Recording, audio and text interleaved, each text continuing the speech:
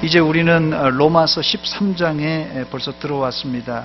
로마서 1장부터 11장까지는 전반부가 믿음으로 의롭다함을 받은 이신칭의 교리가 이 주제로 기록되어 있습니다. 이제 이 12장부터 마지막 16장까지는 믿음으로 의롭게 된 성도들이 어떻게 실생활에서 그 믿음을 실천할 것이냐 하는 실천적인 부분이 기록되어 있습니다.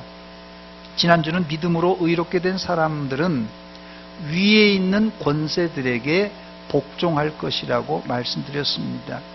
물론 예외 조항도 있습니다만은 기본적으로 그리스도인이라면 위에 있는 권력에 복종해야 됩니다. 그 이유가 무엇입니까? 모든 권력은 하나님으로부터 이제 나오기 때문에 그렇습니다. 오늘은 우리가 가진 이 믿음의 결정판, 이 사랑에 대하여서 살펴보겠습니다. 믿음으로 사는 것을 압축시켜 보면 사랑이라고 이제 요약할 수가 있습니다. 여러분들이 믿음 생활을 지금 하고 있는데 내가 믿음 생활을 계속하고 믿음을 계속 행하다 보면 마지막에 이것이 뭐가 된다고요? 사랑이 됩니다. 그래서 사랑은 믿음의 엑기스이고 사랑은 믿음의 이 노른자입니다. 그런데 믿음이 있는데 엑기스와 노른자인 사랑이 빠진 믿음도 있습니다. 사실상 이런 믿음은 믿음이라고 할 수가 없겠지요. 고린도전서 13장 2절에 보면 엄청난 믿음이 기록되어 있습니다. 내가 예언하는 능력이 있어 모든 비밀과 모든 지식을 알고 또 산을 옮길 만한 모든 믿음이 있을지라도, 산을 옮길 만한 믿음이 있을지라도 사랑이 없으면 내가 아무것도 아니라 말합니다. 산을 옮길 만한 믿음, 얼마나 대단한 믿음입니까? 그러나 이 믿음일지라도 껍데기가 이런 능력을 발휘할지라도 사랑이 빠져버리면 잘못된 믿음입니다. 첫 번째로 믿음으로 의롭게 되었다는 이신칭의 완성은 사랑으로 나타나야만 합니다. 아무리 거창한 믿음을 가지고 있더라도 그 믿음이 사랑으로 나타나지 않으면 그 믿음은 가짜입니다. 그래서 오늘 본문 8절 말씀에 보니까 남을 사랑하는 자는 율법을 다 이루었느니라 말씀했습니다. 여러분들이 나는 믿음으로 구원받았다, 마음으로 믿어 의에 이르렀고 입으로 시인하여 구원받았다 이렇게 말할지라도 결국 그 믿음은 사랑의 행위로 완성되어야만 됩니다. 여러분들이 산을 옮길 만한 믿음이 있습니까? 그렇다면 그 믿음을 사랑으로 증명하고 완성하시기 바랍니다. 이 자리에는 사랑을 단순히 청춘 남녀들의 그 로맨틱한 애정으로만 생각하는 사람들은 없을 것입니다. 본문에 기록된 사랑은 청춘 남녀들이 하는 에로스 사랑이 아니라 하나님의 아가페 사랑을 말합니다. 저를 한번 따라서 하시기 바랍니다. 믿음은 사랑으로 표현되어야만 합니다. 여러분들이 믿음이 있습니까? 그러면 사랑으로 표현하시기 바랍니다. 두 번째로, 그렇다면 우리의 믿음은 왜 사랑으로 표현되어야만 합니까? 왜 사랑을 해야만 하냐는 것이에요. 그 이유는 딱 한 가지예요. 딱 한 가지. 우리가 사랑의 빚을 졌기 때문에 그렇습니다. 우리는 모두 다 사랑의 엄청난 빚을 진 자들입니다. 헬라어로 이 빚지다는 단어가 오페일로라는 단어입니다. 이 오페일로라는 단어는 갚아야 할 의무가 있다, 혹은 금전적으로 윤리도덕적으로 채무가 있다, 그런 뜻입니다. 그런데 오늘 본문에 갚아야 될 의무와 채무가 있는데 어떤 형태의 빚을 말합니까? 사랑의 빚이라고 했습니다. 사랑이란 단어가 없다면 여기 빚이라는 단어는 상당히 무겁고 강압적인 단어입니다. 여기 살면서 아마 풍족해서 한 번도 빚을 안 져본 사람도 있겠지만 웬만한 분들이라면 아마 다 빚을 져본 경험이 있을 것입니다.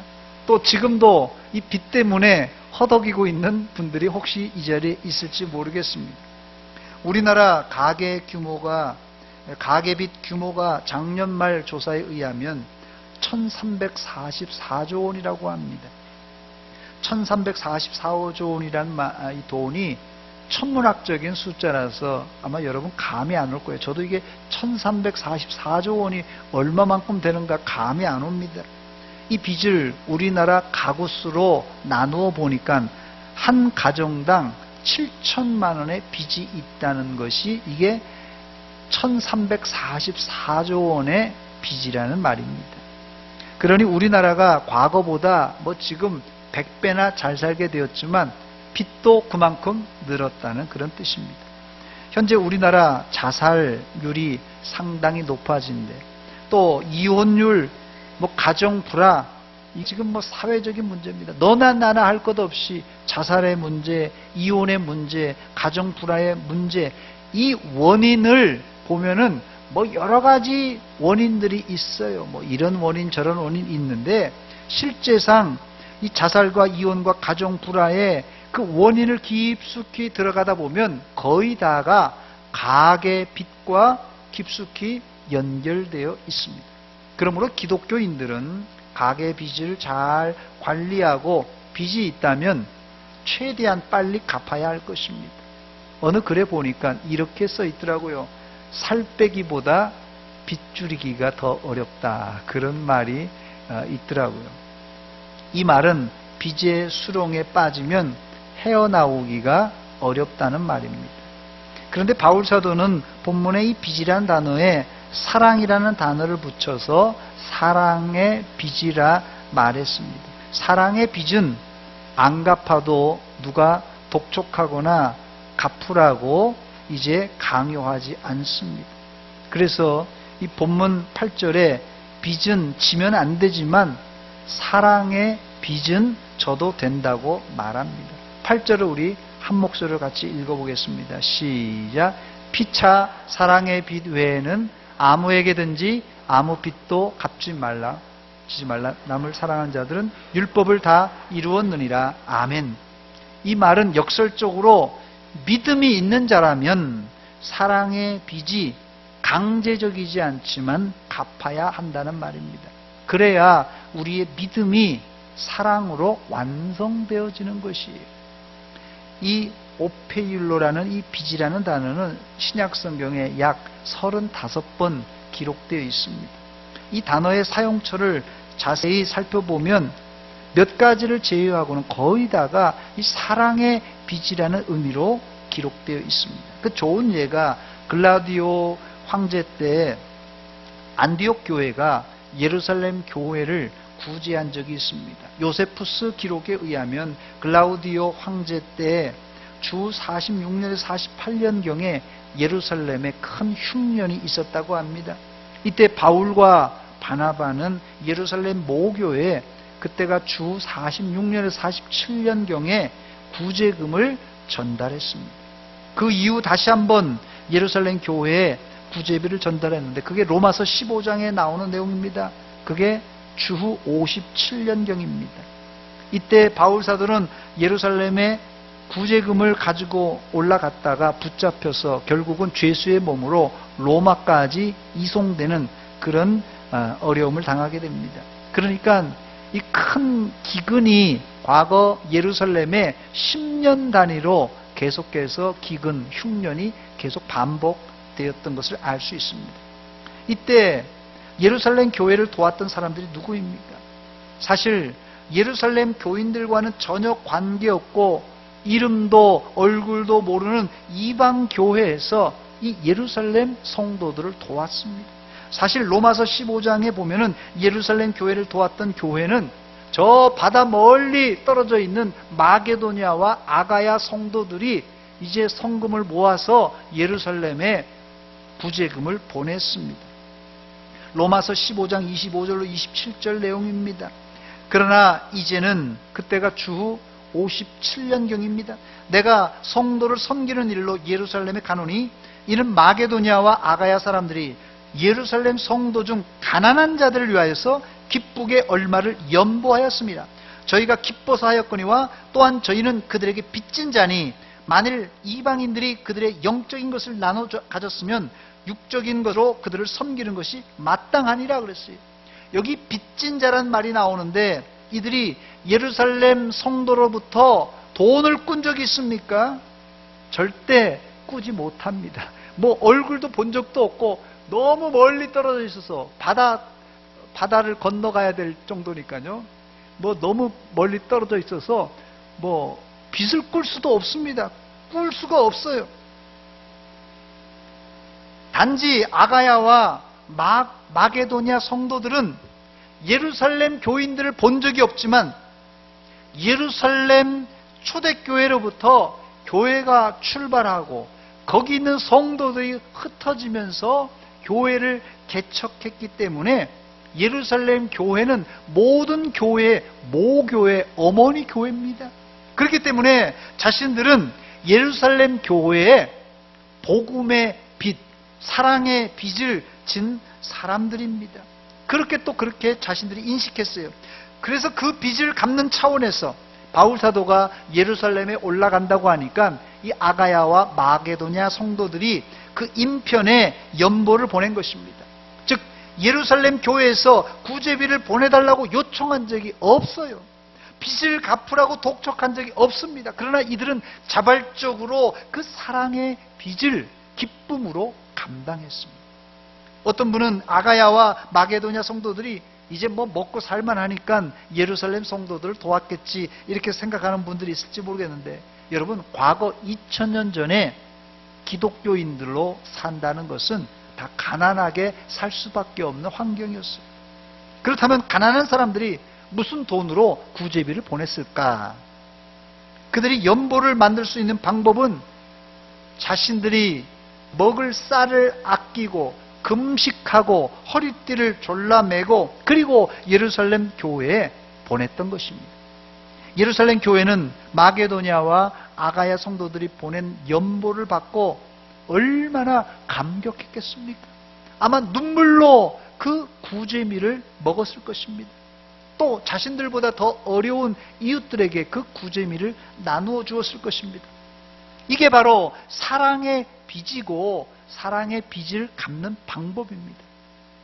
교회 안에 이런 사랑의 빚을 갚는 운동이 바로 선교 헌금을 하는 것이고 또 구제 헌금을 드리는 것입니다. 우리 교회 여기 계신 우리 장로님들, 권사님들, 집사님들, 우리 성도님들, 우리 교회는 아직까지도 이런 사랑의 빚을 갚는 심정으로 헌금하는 분들, 선교 헌금하는 분들, 구제 헌금하는 분들이 많이 있습니다. 이 자리를 빌어서 교회를 대표해서 감사의 인사를 드립니다. 사랑의 빚을 갚는 행동은 성령의 감동과 감화와 그리고 교통의 역사입니다. 이런 교통이 일어날 때 교회 안에 성령과 은혜의 순순환이 이루어집니다. 이게 순환이 이루어지는 거예요. 교회 안에 이 거룩한 은혜의 순환이 이루어지는 것입니다. 이것이 막히면은 어떻게 됩니까? 우리 몸에도 혈액순환이 잘 되어야지 건강한데 이게 딱 막혀버리면 어떻게 되는 거예요? 이게 뇌졸중이 걸리고 이게 마비가 일어나는 것입니다. 교회 안에도 마찬가지입니다. 이 은혜의 순환이 잘 이루어져야지 건강한 교회가 되는데 이게 막혀버리면 모든 것이 야박해지고 인색해지고 개인주의로 흐를 수밖에 없습니다.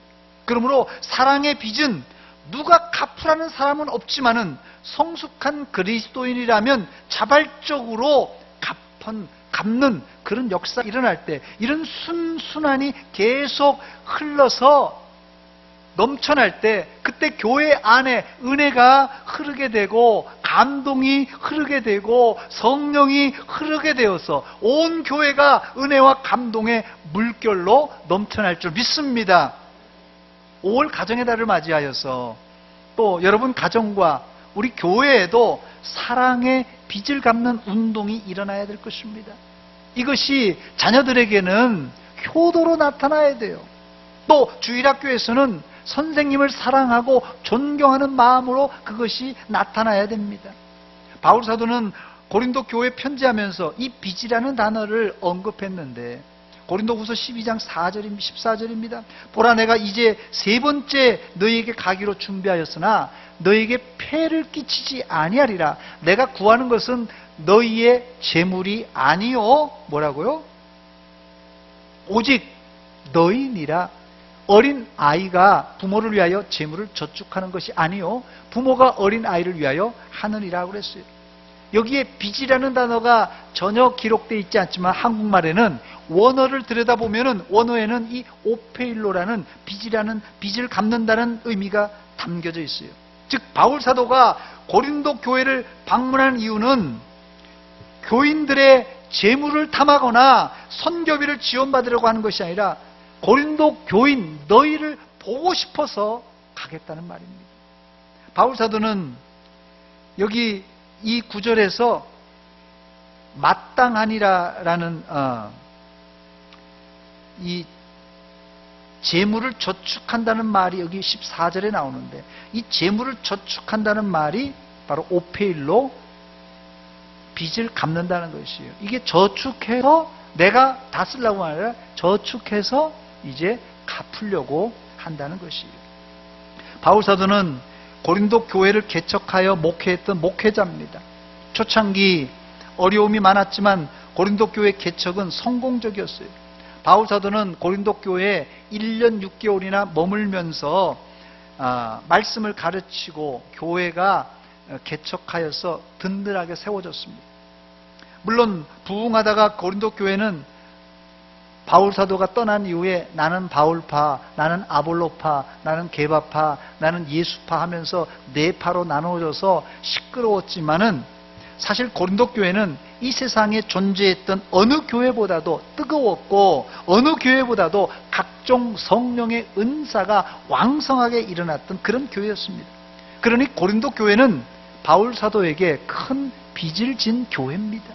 그러나 바울 사도는 너희가 내게 빚을 지었으니 나에게 선교비를 보내달라 이렇게 한 것이 아니라 너희 얼굴 보기를 원한다고 했습니다. 이게 바로 사랑의 빚을 진 고린도 교회에게 바울 사도가 요구한 전부였어요.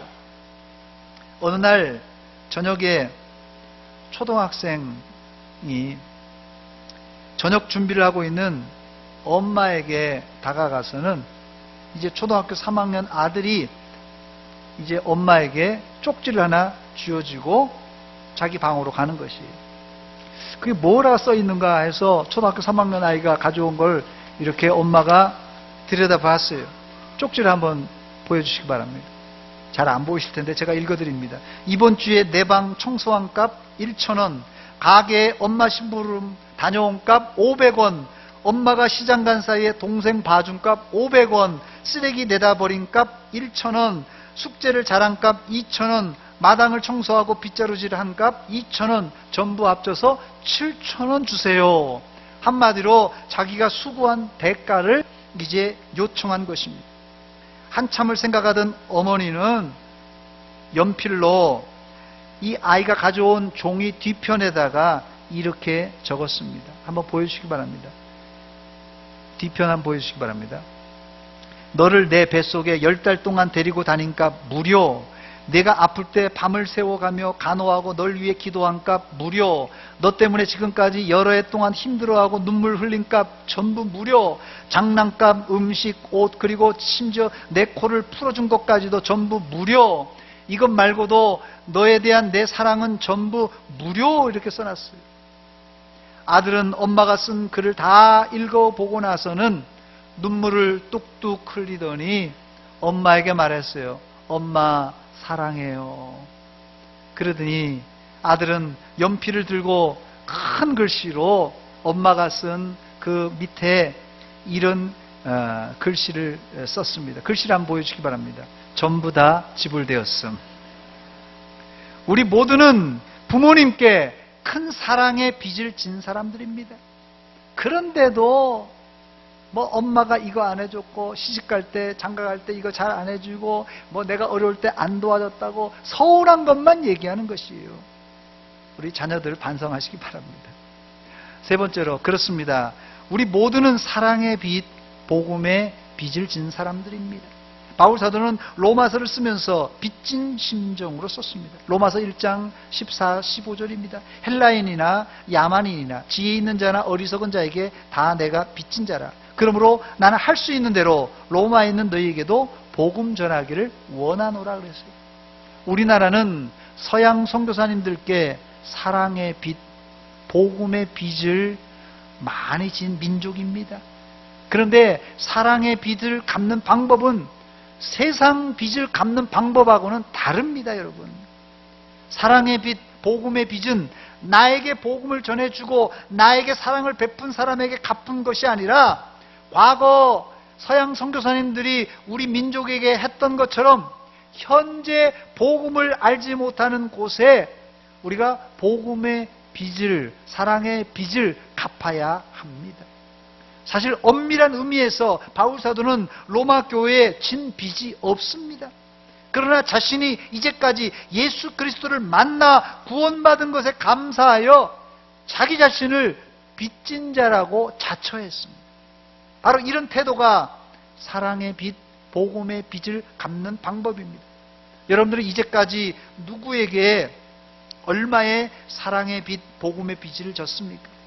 여러분들이 처음 복음을 받아들일 때 여기 이 자리에 아마 모태신앙을 가진 사람이 있을 거예요. 어머니 뱃속부터 교회 다니는 분들, 이런 분들은 부모님께 복음의 빚을 진 분들이고, 나중에 커서 예수 믿은 분들은 여러분에게 누군가는 전도한 사람이 있을 것이에요. 바로 그 사람에게 사랑의 빚, 복음의 빚을 진 사람들입니다. 그런데 사랑의 빚은 거기서 끝나지 않고 교회에 와서 그냥 내가 신앙 성장한 것이 아니라 교회 주일학교에서 나를 가르치신 교회학교 선생님들이 계시고 또 교회 목사님과 전도사님들이 계십니다. 이런 분들에게 여러분들은 사랑의 빚, 복음의 빚을 진 사람들입니다. 여러분들을 전도한 전도자나 양육하고 가르친 주일학교 교사들, 그리고 목사님, 전도사님들이 여러분들에게 내가 너희를 가르쳤으니까 뭘 해달라고 어떤 요구를 하시던가요? 요구하신 분들이 아무도 없었을 것입니다. 왜냐하면 이것은 사랑의 빚이기 때문에 그렇습니다. 그렇다면 여러분들은 어떻게 하시겠습니까? 사실 사랑의 빚, 복음의 빚은 아무도 독촉하지 않습니다. 강제성도 없습니다. 그러나 사랑의 빚을 갚기 위해서 우리가 10분지 1, 100분지 1, 1000분지 1도 안 되지만 감사하는 성도들이 되시기를 주의 이름으로 축원합니다. 여러분, 부모님의 사랑과 선생님의 사랑은 당연하지가 않습니다. 지금 배움을 받는 어린 아이들이야 철딱서니가 없고 철이 없기 때문에 당연하게 생각할지 모르지만 여러분들은 사랑의 빚을 당연하게 생각해서는 안 됩니다. 오늘이 스승의 주일이니까 날 가르쳐 주신 선생님께 그 은혜를 갚으시기 바랍니다. 사랑의 빚은 직접적으로도 그 선생님께 갚아야 되지만 사랑의 빚은 나와 전혀 관계없는 아직도 복음을 모르는 사람에게, 아직도 연약한 사람에게 우리가 갚아야만 합니다. 이게 사랑의 빚을 갚는 대원칙입니다. 우리가 지금 캄보디아의 주파송교회로 이렇게 선교하고 있는데, 여러분, 캄보디아가 6.25 전쟁 때 군대는 참전하지 않았지만 우리에게 물자를 보내준 아주 고마운 나라입니다. 우리는 이미 캄보디아에 70년 전에 사랑의 빚을 진 나라예요. 그러므로 우리가 캄보디아를 비롯한 가난한 나라, 특별히 전쟁 중에 있는 나라를 도와주는 것은 바로 이 빚을 갚는 심정으로 해야만 합니다. 이건 당연한 일이에요. 네 번째로 바울 사도는 사랑의 빚을 갚을 때 율법을 다 이루었다고 선언합니다. 다시 8절 말씀 우리 한 목소리 읽겠습니다. 천천히 읽겠습니다. 시작. 피차 사랑의 빚 외에는 아무에게든지 아무 빚도 지지 말라. 남을 사랑하는 자는 율법을 다 이루었느니라. 아멘. 율법이 무엇입니까? 율법의 핵심은 십계명이에요. 율법의 핵심은 십계명인데 그 십계명이 오늘 본문 9절에 이렇게 몇 가지만 나와 있어요. 간음하지 말라, 살인하지 말라, 도둑질하지 말라, 탐내지 말라 한 것과 그 외에 다른 계명이 있을지라도 내 이웃을 내 자신과 같이 사랑하라 하신 그 말씀 가운데 다 들었느리라 했어요. 십계명의 본질은 사랑인데 크게 두 가지 사랑이요. 누구 사랑이요? 하나님 사랑, 이웃 사랑을 실천하는 것이, 이게 십계명의 본질이에요. 여기에는 본문에는 물론 이웃 사랑만 강조하기 위해서 기록했는데 간음하지 말라, 살인하지 말라, 도둑질하지 말라, 탐내지 말라 이렇게 기록되어 있어요. 이런 율법을 지키는 것이 이웃 사랑의 실천이고 이것은 결국 율법을 다 이루는 행위라는 것입니다. 이 내용은 우리 교회에서 매주 고백하는 서문 사명 선언문 안에 다 들어있습니다. 우리 서문 사명 선언문 한번 같이 읽겠습니다. 시작. 나는 구원받은 하나님의 자녀로서 말씀, 기도, 찬양으로 하나님을 열정적으로 사랑하고 선교, 긍휼, 봉사로 누구를요? 이웃을 뜨겁게 사랑하여 하나님이 기뻐하시는 영적 예배자가 되겠습니다. 아멘. 우리 교회 사명은 하나님 사랑, 이웃 사랑입니다. 이 두 사랑을 실천하는 것이에요. 이 사랑을 실천할 때 어떤 일이 벌어진다고요?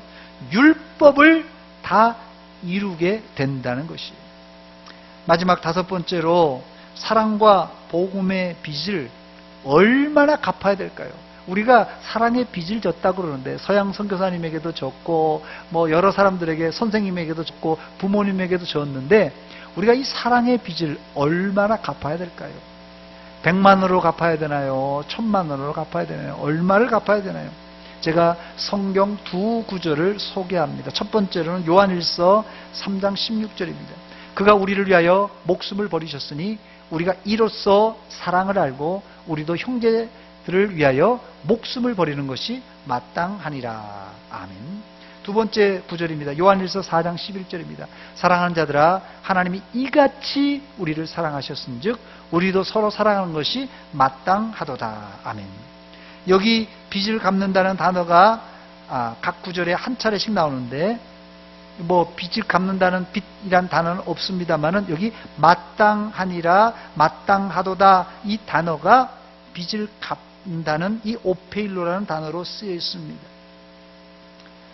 여기 빚을 갚는 것이 마땅한데 어디까지요?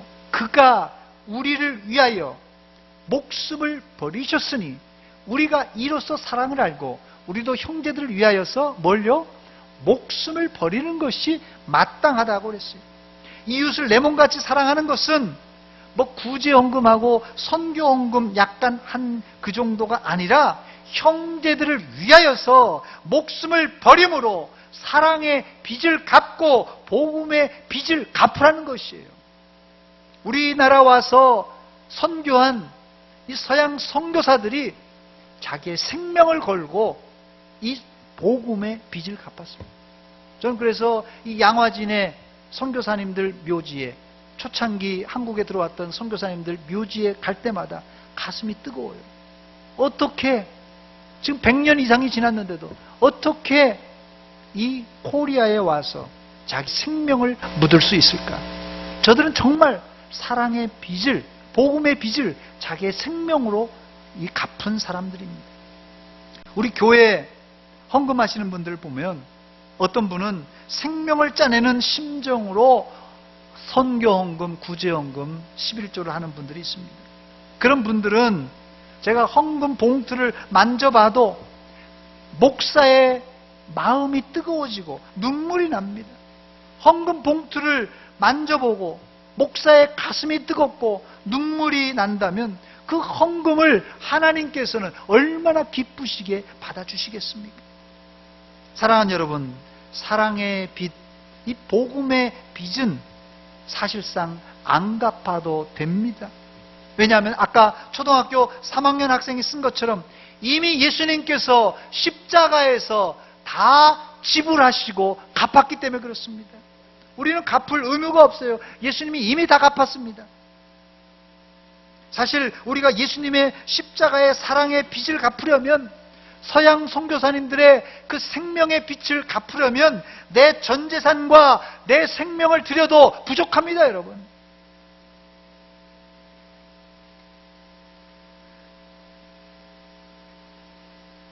그렇다면 여러분들은 이 빚을 어떻게 갚으시려고 합니까? 뭐 갚을 필요 없다니까 안 갚고 그냥 있으렵니까? 아니면 어떻게 갚으시렵니까?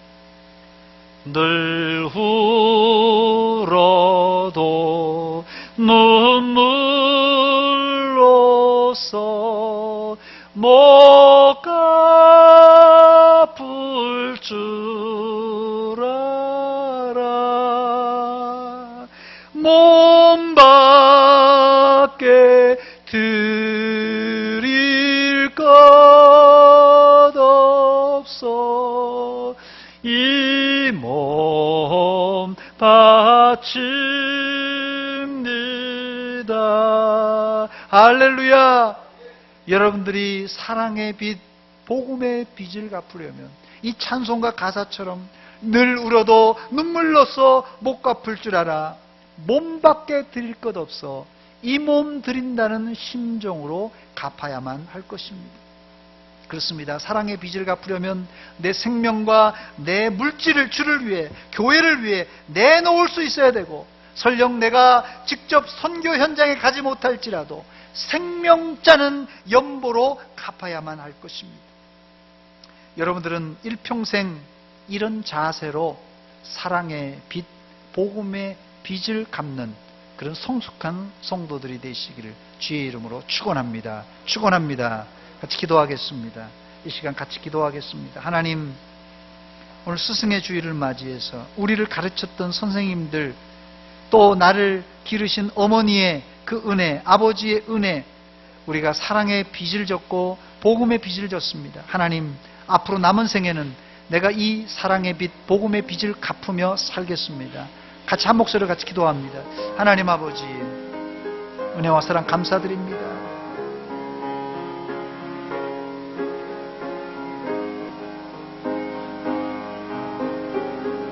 아버지, 우리에게 이렇게 풍족한 은혜를 주셨고, 늘 하나님, 아버지, 주여, 이 시간 하나님 우리의 마음을 감동하시고 감화시켜 주시사 하나님, 그 사랑의 빛을, 그 복음의 빛을 아버지여 갚으며 살게 하여 주시옵소서. 아버지, 이 몸 바쳐 주님을 사랑하며 주님을 아버지 귀한 성도들 되게 하시고, 이제 하나님 이런 아버지 순순함이 일어나서 하나님께 영광, 교회 아버지 하나님 큰 유익이 되는 놀라운 역사가 일어나게 하여 주시옵소서. 하나님 아버지, 은혜와 사랑 감사드립니다.